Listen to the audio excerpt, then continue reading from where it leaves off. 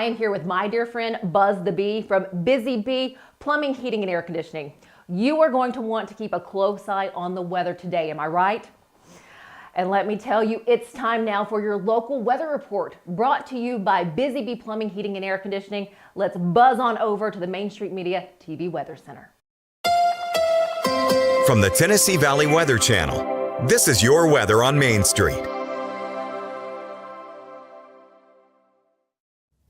Happy Friday. I'm Kelly Rawson here in the Tennessee Valley Weather Center. We do have the potential for severe storms as early as tonight here in southern middle Tennessee, as well as Saturday. I'll highlight that here in just a moment. To start off your Friday, we are going to be looking mostly to partly cloudy, temperatures in the 60s, a breezy southerly wind, temperatures in the mid to upper 70s here in southern middle Tennessee. By the afternoon, again, we'll see some sun, some clouds just periodically throughout the rest of today, with the potential for those severe storms to move through as early as about midnight, continuing through about 3, 4, 5 o'clock here in the Tennessee Valley. So you have to pay very close attention and have a way to get weather warnings, especially that will wake you up. So for Friday, again, the timing looks to be closer to midnight until about 4, 5, or 6 a.m. here in southern middle Tennessee.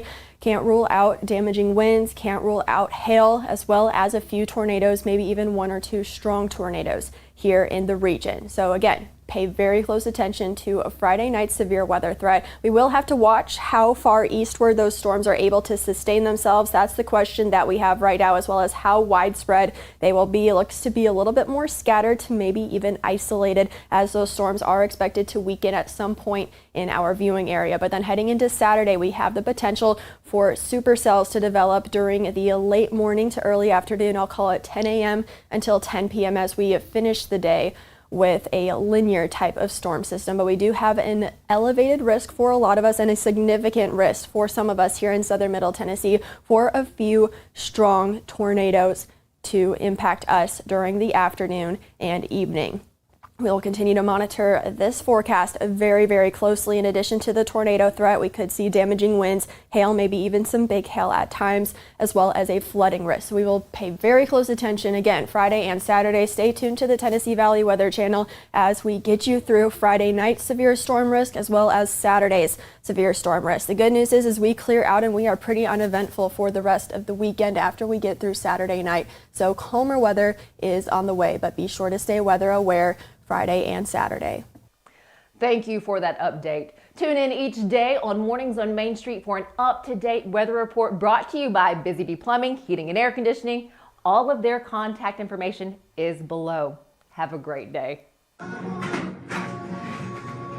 Good morning, Stefanie. Good morning. Hi, kids. Hot tea.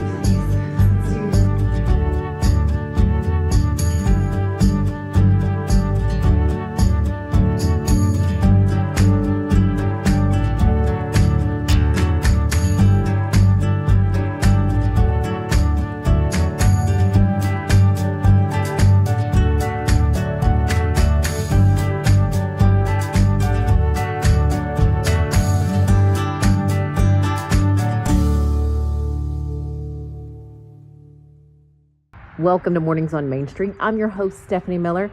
U.S. Hunger works extremely hard to address hunger at its root causes. Today, we hear from the CEO of U.S. Hunger on how this is done and what this organization has uncovered about this issue. But first, let's get a check of our headlines. Hello, here's the latest news and weather from Main Street Media TV. On Wednesday night, Montgomery County Fire Service rescued 20 people stranded on a malfunctioning carnival ride in Erin, Houston County, with no injuries reported. On International Day of Women, Montgomery County commemorates the contributions of its present and past elected female judges. Murfreesboro Little Theater's Literature Takes the Stage series will tour again this year, featuring a play adaptation of the children's book Dragons Love Tacos at 4 local venues. Savannah Bree-Pruitt, a veterinary technology instructor at Columbia State Community College, has been honored as a Fellow of the Association of Veterinary Technician Educators, recognizing her dedication, expertise, and mentorship in the field. The Trail of Tears Memorial Interpretive Center celebrated the upcoming 250th U.S. birthday, received a $500 grant, and unveiled a program featuring art by Cherokee children. For more news and weather, visit us online at mainstreetmediatn.com. Thanks for watching.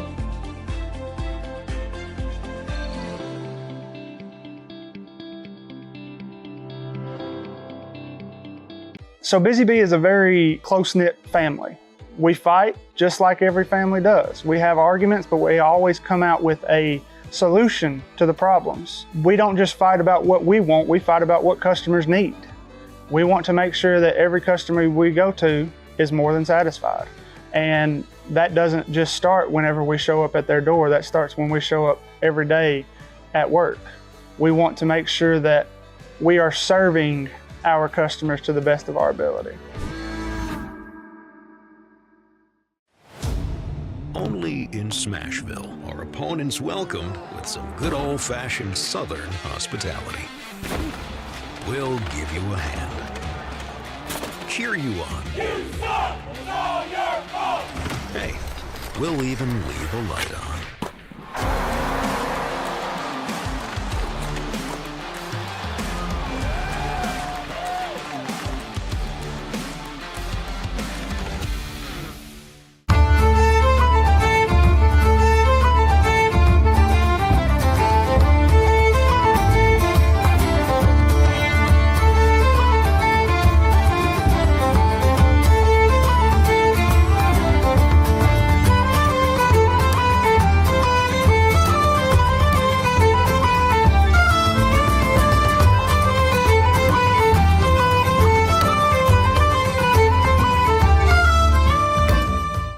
Welcome back to Mornings on Main Street. It was a few weeks ago that Life Point Church really spearheaded in the Clarksville area. Clarksville Feeds the World. Well, they had the help of two organizations. One was Convoy of Hope, the other U.S. Hunger. That brings us to our guest today. We have the CEO of U.S. Hunger. We have Rick Whitted with us. First off, thank you so much, Rick, for your time. Absolutely. Glad to be here. Thanks for having us.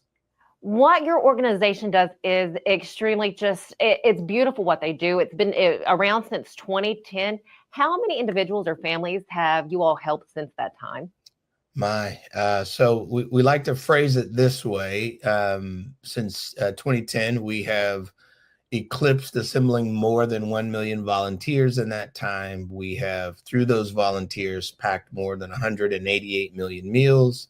And those have, though mostly distributed in the U.S., have been distributed throughout 54 countries.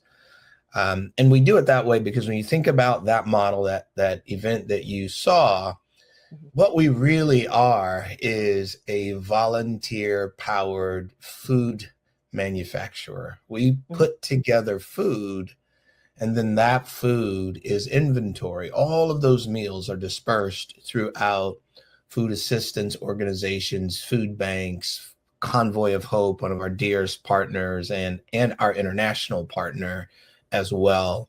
And so our job is to, at no cost to those, what we call hunger heroes, is to help fill their inventory of healthy, shelf-stable meals. And that is a hard to come by item in that space.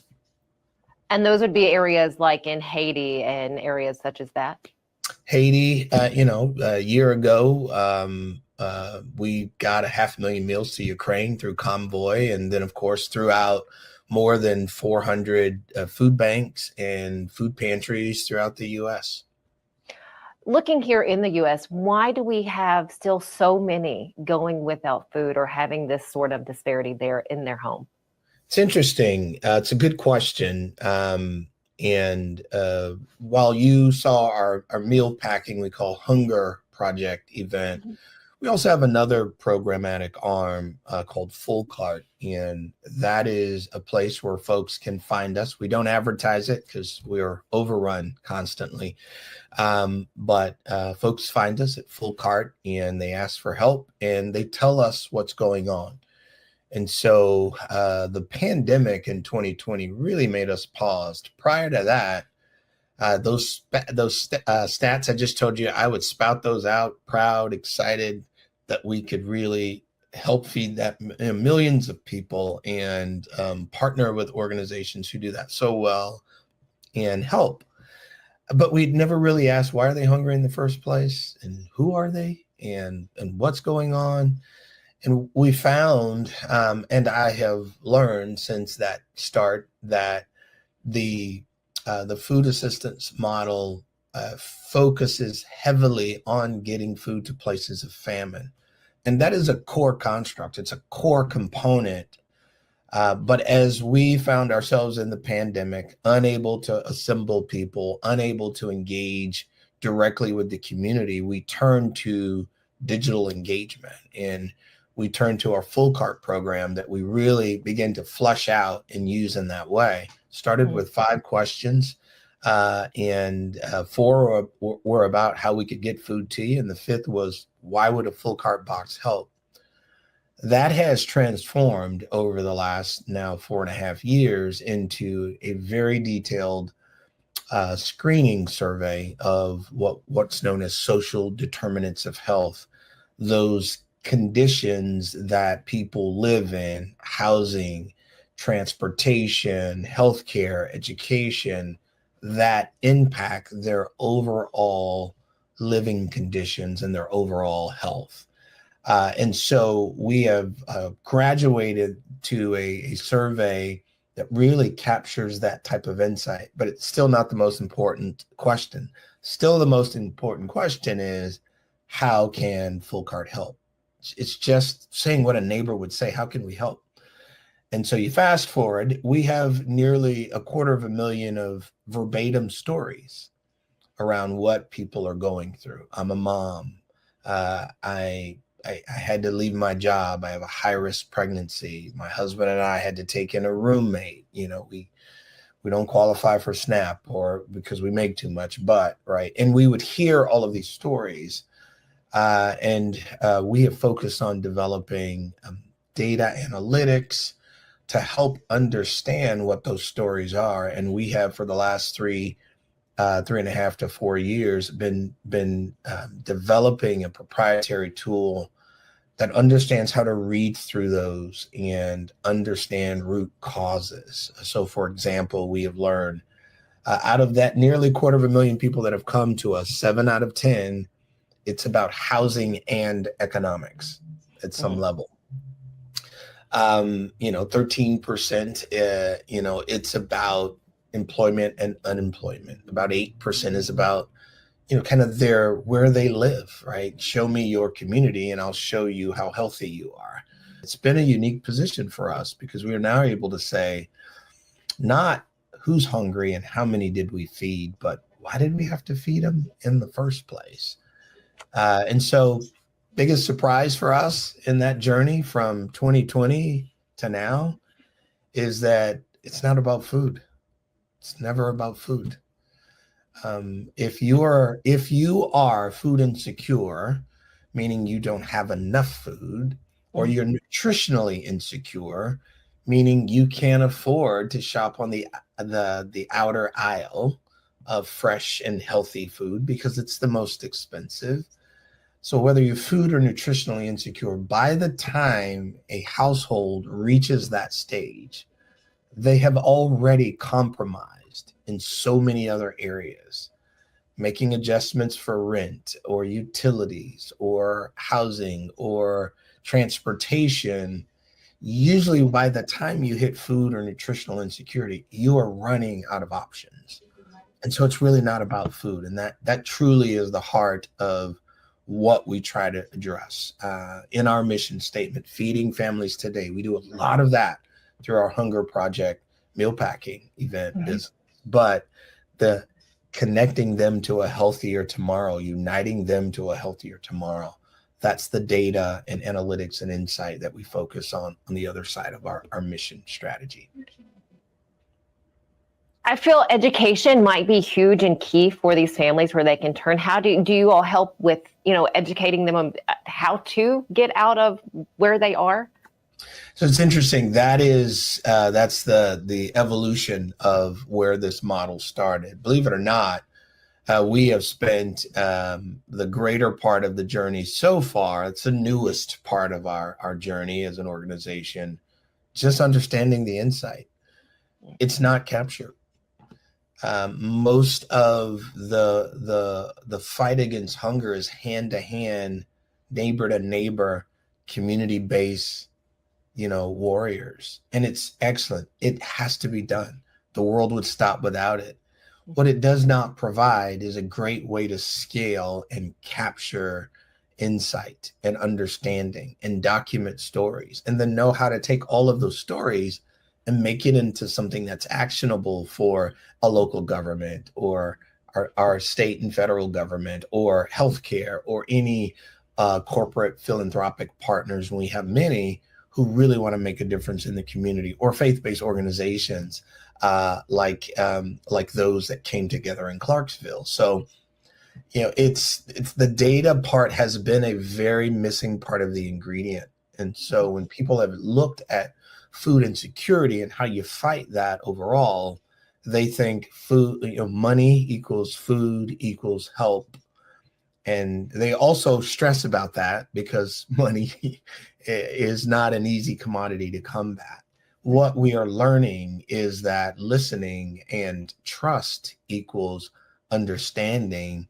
Now I know where to start. And in many of the stories of the families we connect with, the starting point is not food. Yes, I need to get them some healthy food right now because that's an emergency response. But a second and a third and a fifth and a 12th box will not solve the problem. It will help. It will be helpful, but being helpful is not the same as actually sustainably helping. And that's what we're learning. So if I send a box and I ignore that there's a utility insecurity or housing insecurity or underemployment or an illness preventing employment or transportation challenges, then I'm going to miss out on really helping. And I'm just getting them some food, which is not what's causing them to not have food. The hardest thing to really find true sustainability is collaboration. And that surprised me. I would have thought you would see everyone come together. It has to do with the ecosystem. It's not truly designed to integrate and create new ideas as one across multiple stakeholders. And as a result of that, what we tend to see is incredible work done in the community in silos. And so when silos happen, people get lost. And so someone comes to Full Cart, someone comes to you, someone comes to Clarksville Feeds the World, someone comes to, the United Way there, or the church there, or to, the food pantry there. Those groups are not interconnected. And it was just, when you think about, businesses that are really strong and successful brands in the world, they are all truly focused in on something called it's a connectiveness, and it's interoperability, our ability to be interoperable and connected amongst those vendors or other businesses or other things within the industry that allow commerce and activity and services to flow seamlessly. That doesn't exist as it's a new concept. It's a new conversation in the community-based organization space or the NGO space. It's a new concept. And so I think we have to bring that to the table. It's one of the things we are working on through one of our programs so that we are connected. Because if you and I are connected doing great work, then the neighbor we're helping won't get lost. We'll see that, and we'll be able to bring the right stakeholders together. How can we best do that on our local level? Who needs to start that conversation? Who needs to start creating that at a local point? Step one, we have to come together and talk. Step two, integration has to be the goal. We have to figure out how do we integrate our systems and services together. Then we can see in real time and truly show a social ROI to our stakeholders. Since we are based in Tennessee, how can we track the project that you have going on here in the volunteer state? We haven't announced it out loud yet. We are getting going. I would say circle back to me in maybe 6 months and we'll tell you where we are. That sounds great. And how can we connect with U.S. Hunger? How can we, if someone wanted to do what they did here in Clarksville feeds the world, something like that in their community, whether it be in Tennessee or another state, how do they start that? Go to U.S. Hunger, one word, ushunger.org. And you go there, you'll see how you can help, right? We've got a few options for you to just click. And if you want to bring a hunger project to your town, your community, we do those 230 times across all 50 states. Glad to help. It is so heartwarming to know that people are doing such incredible things and working to help each other. I have to ask you before you leave, do you still have your podcast? How did you find that? I did my research beforehand. Clearly. I have, there's 100, almost 200 episodes out there. So if you've never heard me, you can start and be satisfied for a while. I am dying to get back to it. I just don't have the time and the space right now, but one of these days I'll get back to it. Where do we need to go to find your podcast that you've already recorded? Just go to rickwhitted.com and you'll learn all about me. But the podcast, if you have Apple, go to Apple's store and you'll find us there. Thank you so much. We appreciate your time. Once again, CEO of U.S. Hunger, Rick Whitted. Thank you for what you do, and thank you for this. Thank you for having me. Have a great day. Everyone else out there, stick with us. We have more coming up on Mornings on Main Street right after this. Step into the Lionel retail store at Opry Mills, Nashville, and you'll be captivated by all the magic of the 123-year history of Lionel trains.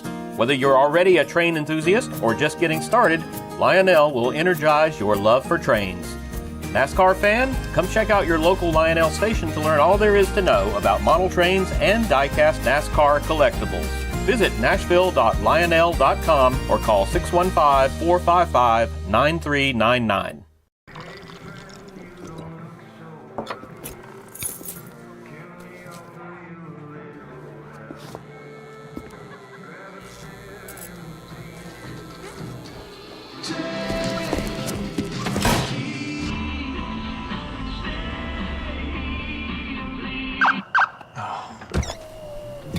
You're seeing the signs too, right? What signs? Thank you for joining us. Have a wonderful and safe St. Patty's weekend. We'll see you back on Monday.